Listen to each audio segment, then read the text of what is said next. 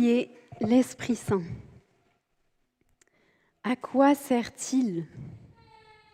On a commencé déjà à répondre à ces questions au début de notre culte, mais je vous propose de lire le fameux récit du livre des Actes, au chapitre 2, Acte 2, versets 1 à 41, pour en savoir un peu plus. Quand le jour de la Pentecôte arriva, les croyants étaient réunis tous ensemble au même endroit. Tout à coup, un bruit vint du ciel, comme un violent coup de vent, et il remplit toute la maison où ils étaient assis. Ils virent apparaître des langues pareilles à des flammes de feu.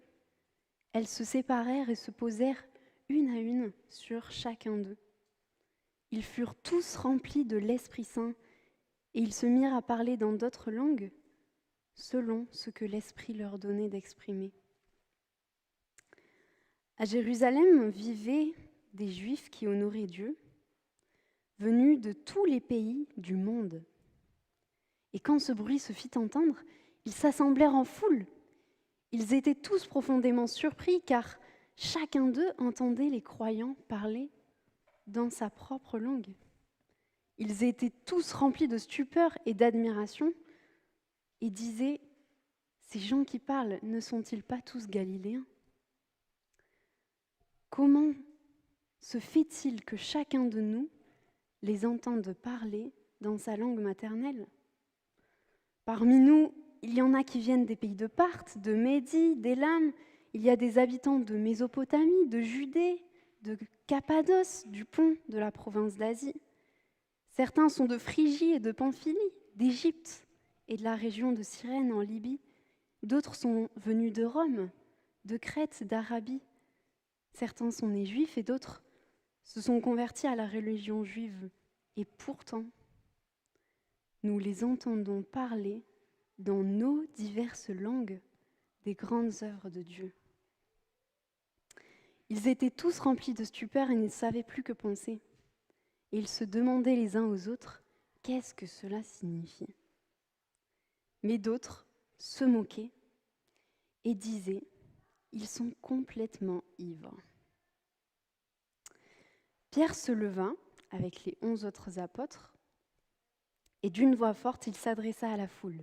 « Vous, Juifs, et vous tous qui séjournez à Jérusalem, écoutez attentivement mes paroles et comprenez bien ce qu'il se passe. Ces gens ne sont pas ivres comme vous le supposez, car il est 9 heures du matin. Mais c'est maintenant que se réalise ce que le prophète Joël a annoncé. Voici ce qui arrivera dans les derniers jours, dit Dieu. Je répandrai de mon esprit sur tout être humain. Vos fils et vos filles deviendront prophètes. Je parlerai par des visions à vos jeunes gens et par des rêves aux plus âgés parmi vous. Oui, je répandrai de mon esprit sur mes serviteurs et sur mes servantes en ces jours-là, et ils parleront en prophètes. Je susciterai des prodiges en haut dans les cieux et des signes miraculeux en bas sur la terre. Il y aura du sang, du feu, des nuages de fumée. Le ciel deviendra obscur et la lune sera rouge comme du sang avant que vienne le jour du Seigneur, ce jour grand et éclatant. Alors, toute personne qui fera appel au Seigneur sera sauvée. Gens d'Israël, écoutez bien ce que je vais vous dire. Jésus de Nazareth était un homme dont Dieu vous a démontré l'autorité, en accomplissant par lui toutes sortes de miracles, de prodiges et de signes extraordinaires au milieu de vous, comme vous le savez vous-même. Et cet homme, livré conformément à la décision de Dieu, que Dieu avait prise, et au projet qu'il avait formé d'avance, vous l'avez fait attacher sur une croix et tué par des gens sans foi. Mais Dieu l'a ressuscité. Il l'a délivré des douleurs de la mort, car il n'était pas possible que la mort le retienne en son pouvoir. En effet, David a dit à son sujet : Je voyais continuellement le Seigneur devant moi. Il est à mes côtés pour que je ne tremble pas.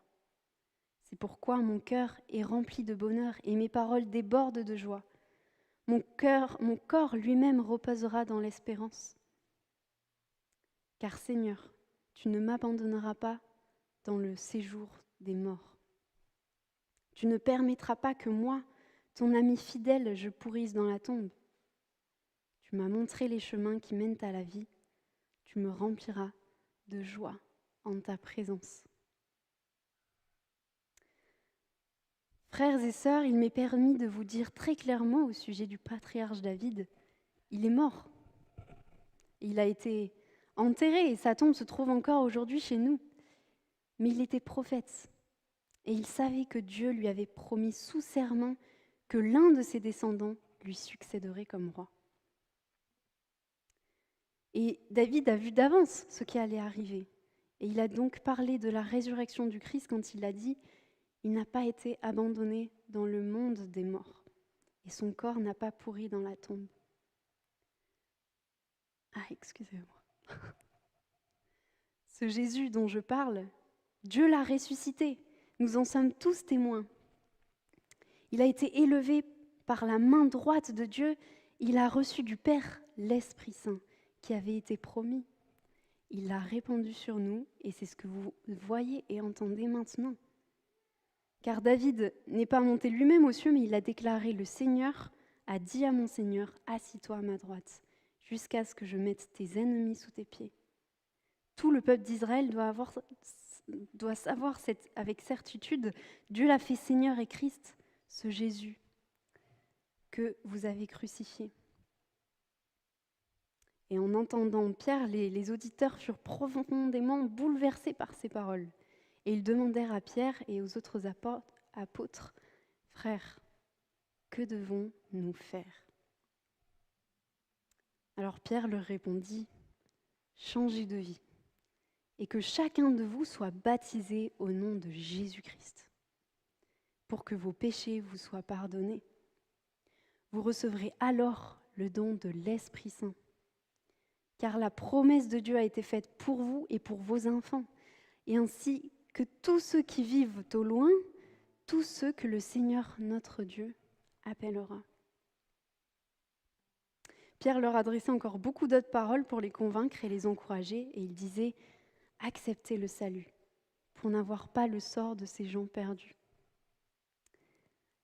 Et ce jour-là, un grand nombre d'entre eux acceptèrent les paroles de Pierre et furent baptisés. Ce jour-là, environ 3000 personnes s'ajoutèrent au groupe des croyants. Amen. Donc, qui est l'Esprit Saint ? Comment, dans cet épisode de la vie des disciples qu'on vient de lire, les disciples de Christ, qui est un épisode historique pour l'humanité, comment cet épisode peut répondre à notre question « Qui est l'Esprit Saint ?» Eh bien, d'abord, les disciples de Jésus en avaient entendu parler. Avant tout, les disciples attendaient le Saint-Esprit comme tous les autres juifs, et puis parce que Jésus leur a dit, comme un don promis de Dieu, par Dieu. C'est ce que Pierre enseigne en citant la promesse du prophète Joël. Dans les temps de la fin, qui commence avec la résurrection du Christ, je répandrai de mon esprit sur tout être humain. Hommes, femmes, enfants, plus vieux, tous parleront de ma part, gens de toutes les nations. Et prophétiser, le sens général de prophétiser, c'est parler de la part de Dieu. Donc tous parleront de la part de Dieu. Et cet esprit, il est promis par Dieu et il est envoyé par Dieu le Père et envoyé par son Fils. Et Jésus, juste avant son ascension, justement, rappelle aux disciples, vous recevrez cette puissance. Vous recevrez une puissance quand l'Esprit Saint descendra sur vous. Et alors, grâce à cette puissance, vous serez mes témoins à Jérusalem, dans toute la Judée et la Samarie et jusqu'au bout du monde. Ensuite, le Saint-Esprit se manifeste comme Dieu. Il y a comme un violent coup de vent, il y a comme un grand bruit venant du ciel, comme des flamèches de feu, enfin du feu. Et ces comparaisons ressemblent en fait à plusieurs autres scènes dans la Bible dans lesquelles Dieu se manifeste à son peuple. Par exemple, comme par hasard, ce grand événement au mont Sinaï où Dieu descend sur cette montagne pour parler à Moïse. Là, feu, nuages de fumée, tremblements de montagne, tonnerre sont au rendez-vous.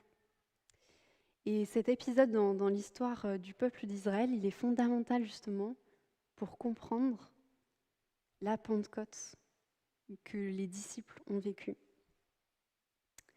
Parce qu'au mont Sinaï, Dieu descend pour conclure une alliance avec son peuple, et dans un spectacle grandiose, feu, tonnerre, Dieu donne à Moïse les 10 commandements. Les 10 commandements qui illustrent la volonté de Dieu pour son peuple. Et c'est exactement ce que cette fête juive pour laquelle des milliers de personnes venaient à Jérusalem est faite. On célèbre dans cette fête justement le don de la loi, le don de la volonté de Dieu à son peuple. Et à ce moment-là, alors, il y a la Pentecôte. Et en fait, pourquoi à ce moment-là ? Parce que c'est Dieu qui descend sur son peuple. Mais il ne leur donne pas seulement 10 commandements cette fois, mais il ancre sa volonté, sa loi dans le cœur des croyants. C'est Dieu qui descend sur son peuple, mais même pas forcément sur eux, mais en eux. Et il vient habiter en eux.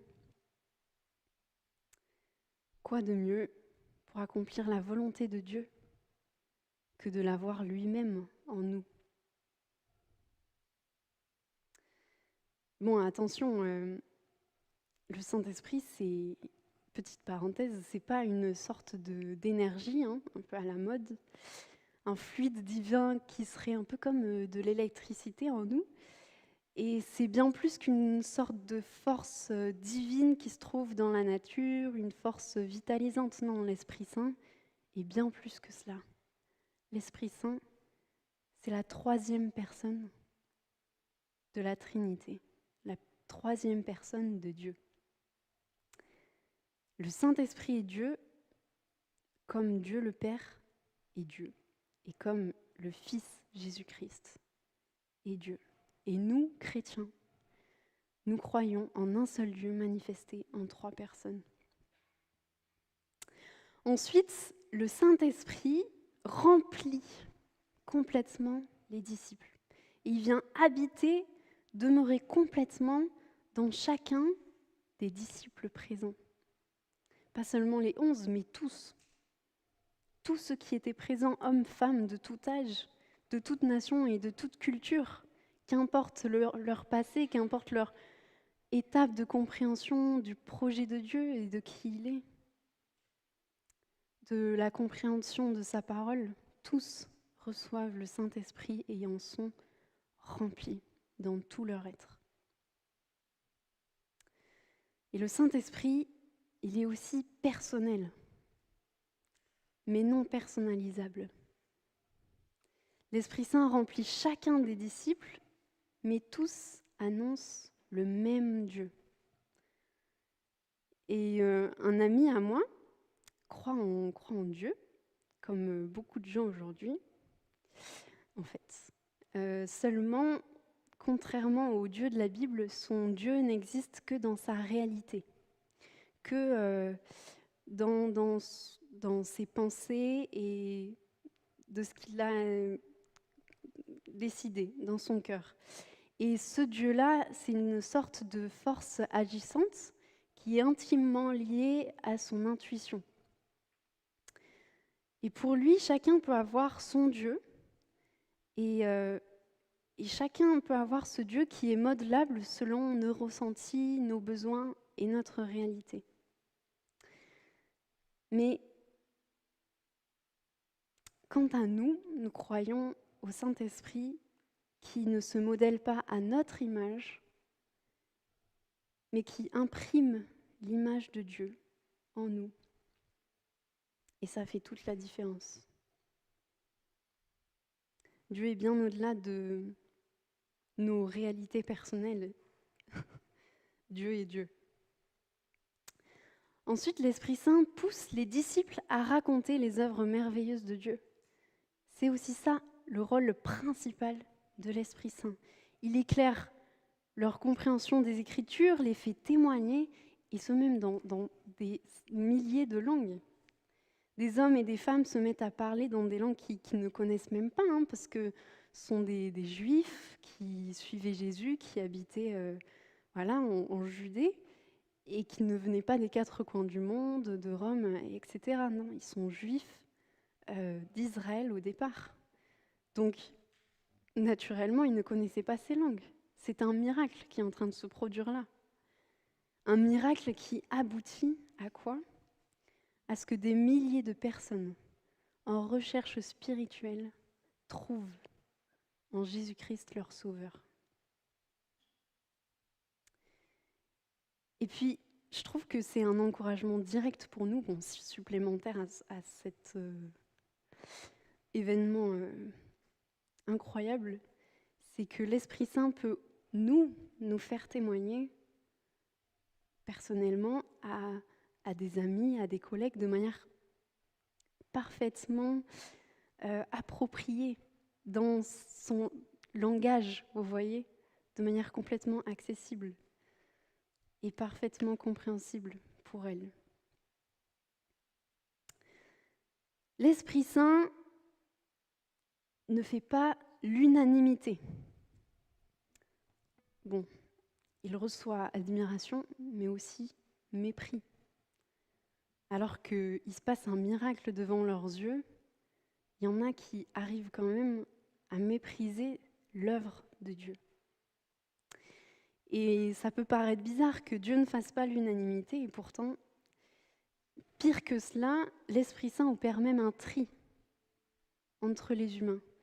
Un tri entre même les Juifs, ceux qui ont un cœur sincère et recherchent honnêtement Dieu, qui ont une foi authentique et qui découvrent Jésus comme leur sauveur, et ceux qui endurcissent leur cœur, ceux qui résistent à voir Dieu à l'œuvre devant leurs yeux, dans leur quotidien, ceux qui résistent à la grâce de Dieu.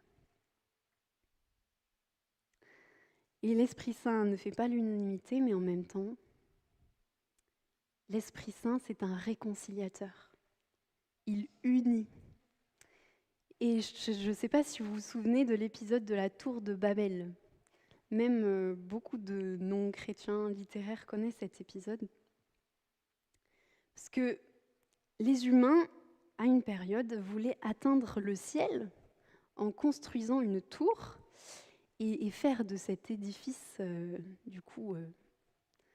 collectif, un édifice grandiose, un sujet de gloriole. Et quand Dieu a vu leur intention, un peu orgueilleuse, il a juste brouillé leur langage, parce qu'il y avait une seule langue à l'époque. Et là, en fait, c'est par la Pentecôte que Dieu vient réconcilier toutes les nations et donner, en fait, par de multiples langues, une seule humanité, un seul peuple, avec un seul langage. Voilà, en annonçant les œuvres de Dieu, l'Esprit Saint réconcilie les humains et les nations. Au-delà de notre texte, le Saint-Esprit, qui est-ce ? Tout d'abord, c'est un acteur fondamental de la création, de l'univers, de la vie. Il est celui qui maintient tout, qui nous maintient tous, mais la vie entière, en vie. Et sans lui, tout l'univers s'évanouirait dans le néant, dans l'inexistence. C'est aussi une personne qui a inspiré les prophètes d'autrefois, une personne éternelle qui a habité et guidé des rois, des juges d'Israël, sauf que la différence d'aujourd'hui, c'est que maintenant, il habite éternellement. Il ne peut pas aller et venir comme auparavant. Une fois qu'on a reçu le Saint-Esprit, il demeure éternellement et rien ne peut l'arracher. Même une personne qui a réellement reçu l'Esprit Saint, même si elle s'éloigne de Dieu pendant des années, l'Esprit Saint demeure en elle et rien ne peut lui arracher.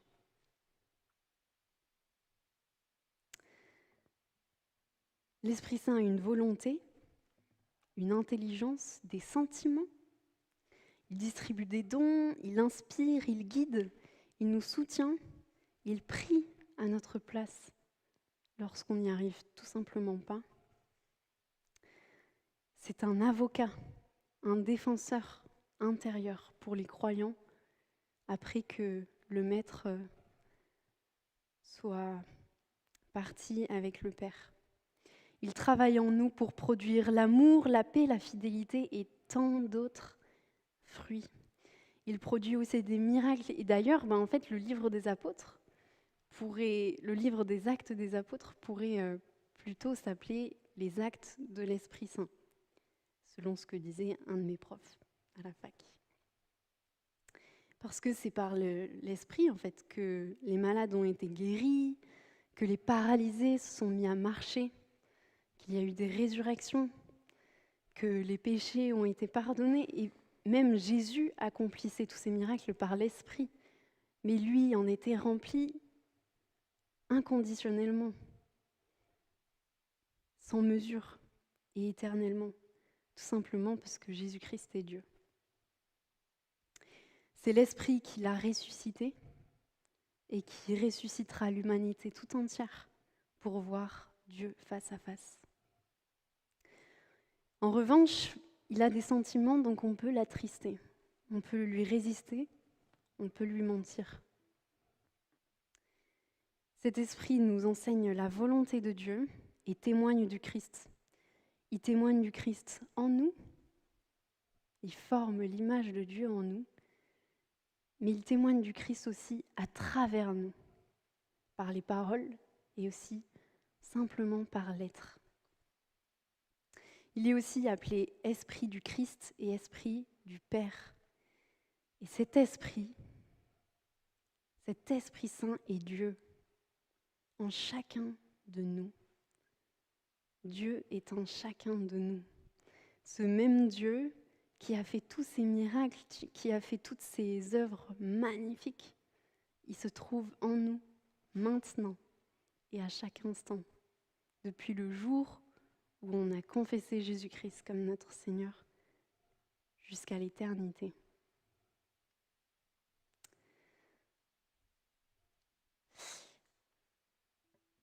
Nous vivons chaque jour avec l'Esprit Saint. Et sans l'Esprit Saint, en fait, pour nous, suivre le Christ serait impossible, tout bonnement impossible.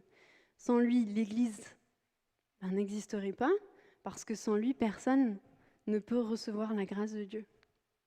Sans lui, on ne se connaîtrait même pas, on ne serait même pas ici rassemblés aujourd'hui. Sans lui, on ne peut pas connaître l'amour de Dieu. Et on ne peut pas répondre à cet amour.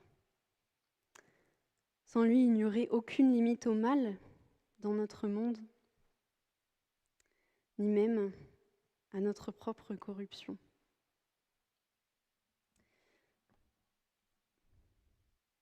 Excusez-moi, j'ai un gros problème d'ordinateur.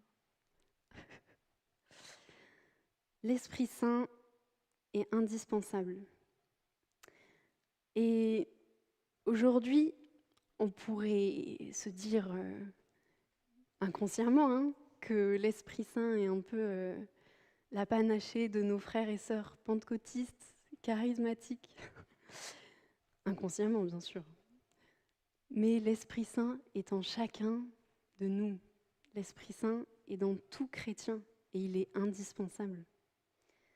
Ce même esprit qui est le même hier, aujourd'hui et demain, il habite en nous éternellement, dans chaque chrétien authentique. Donc ce que les disciples ont vécu avec l'Esprit, nous pouvons le vivre ensemble et individuellement.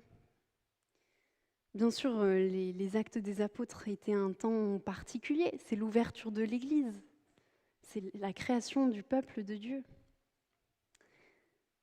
Mais l'Esprit est le même. Et l'Esprit a toujours la même volonté, c'est d'ancrer l'image du Christ en nous et de témoigner du Christ à travers nous. Même si nous ne le ressentons pas, même si on n'en a pas conscience tous les jours, il est là. Donc on peut simplement lui parler et lui dire de se manifester. Je ne sais pas vous, mais moi j'ai vraiment tendance à l'oublier. Et c'est même le titre d'un livre d'un auteur chrétien, Francis Chan, qui a intitulé son livre « Le Dieu oublié » et qui parle du Saint-Esprit tout au long de son bouquin. Et puis, la pasteure que j'avais dans mon enfance donnait cette image. Le Saint-Esprit, c'est un peu comme, vous savez, l'invité chez nous que l'on cantonne au fauteuil du salon. Pendant que nous, on va préparer à manger dans la cuisine, qu'on fait plein de choses, lui, on lui dit de rester bien sagement assis au salon, voilà. Mais en fait, une attitude qu'on pourrait avoir, et en fait le seul désir de l'Esprit Saint, c'est qu'on vienne lui dire « Tu es ici, chez toi. Tu es chez moi, chez toi. Alors, prends toute la place. Tu peux ouvrir les placards, tu peux faire le tri, tu peux ouvrir cette vieille pièce de mon être que j'ai bien fermée, où je stocke des dossiers que je ne veux pas ouvrir depuis quelques années. Tu es ici, chez toi. Prends toute la place. Tu peux, j'accepte que tu me donnes l'audace de témoigner du Christ. Vas-y, prends toute la place et je veux bien collaborer avec toi. Donc, maintenant, je voudrais juste vous inviter à prier et à demander à l'Esprit, voilà, prends toute la place et lui dire, tu es ici, chez toi. Je vous invite à prier.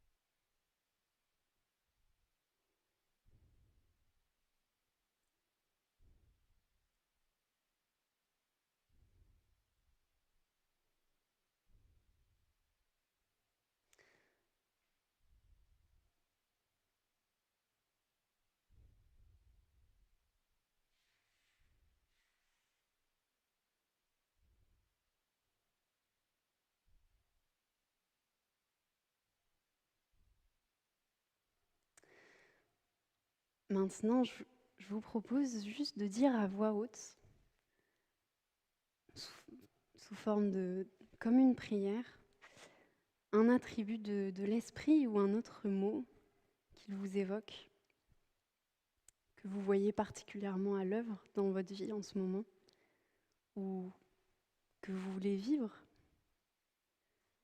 Comment l'Esprit de Dieu se manifeste en vous en ce moment? J'ai affiché quelques mots qu'il pourrait évoquer, mais n'hésitez pas à en prendre évidemment d'autres. Et je peux commencer. Pour moi, un réveil.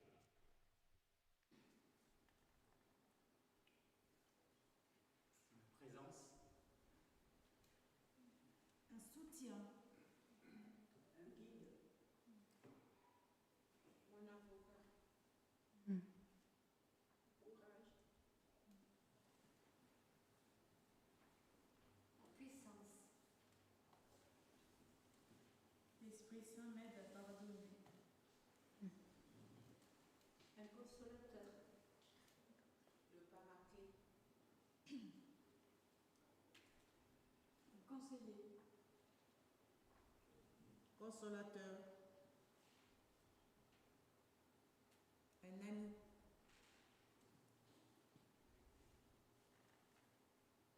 Présence.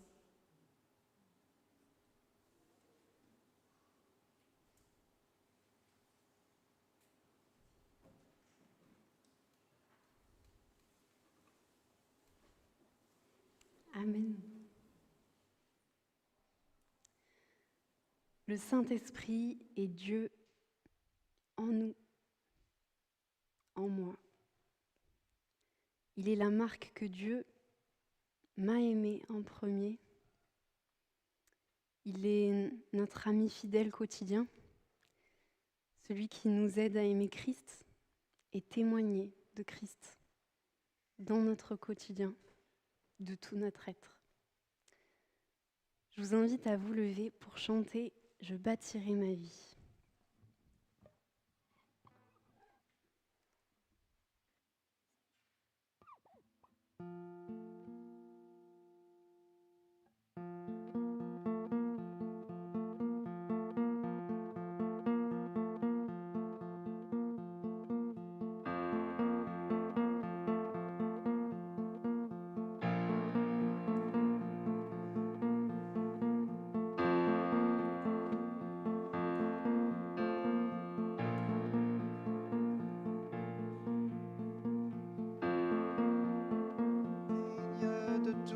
Chants que je chanterai,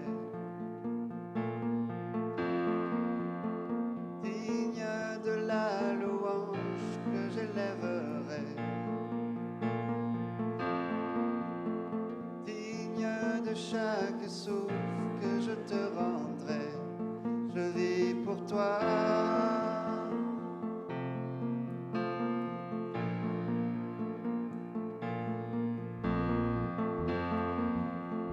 Jésus, le nom au-dessus de tous les noms. Jésus, tu es le seul m'offrant le pardon. Digne de chaque souffle que je te rendrai, je vis pour toi.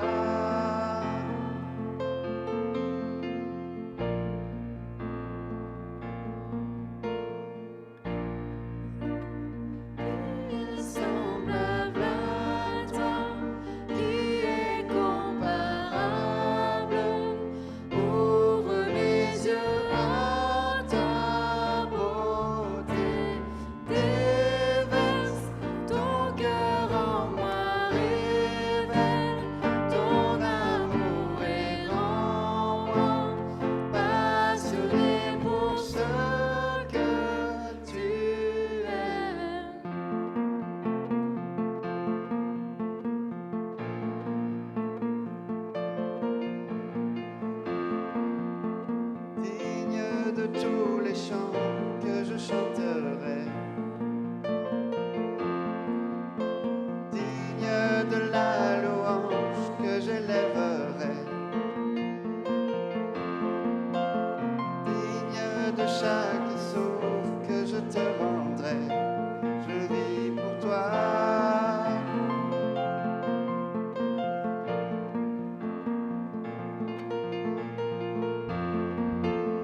Jésus, le nom au-dessus de tous les noms. Jésus, tu es le seul m'offrant le pardon. Digne te rendrai. Je vis pour toi, je vis pour toi. Très saint, qui est semblable à toi, qui est comparable. Ouvre mes yeux à ta beauté, déverse ton cœur en moi, révèle ton amour et rends-moi passionné pour ce que tu aimes.